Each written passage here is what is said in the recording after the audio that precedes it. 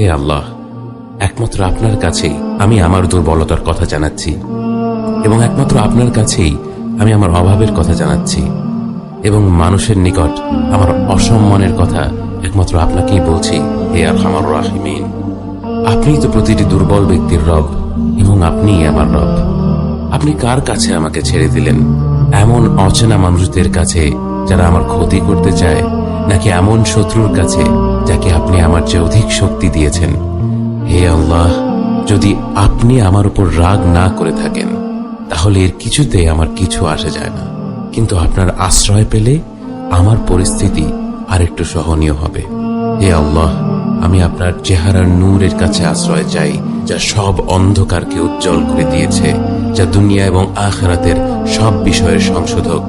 আল্লাহ, আপনার রাগ এবং অসন্তুষ্টি থেকে আমি রেহাই চাই। আল্লাহ, এ সব কাজই শুধু আপনাকে খুশি করার জন্য করা, এবং আপনি ছাড়া কোনো শক্তি নেই, কোনো ক্ষমতা নেই।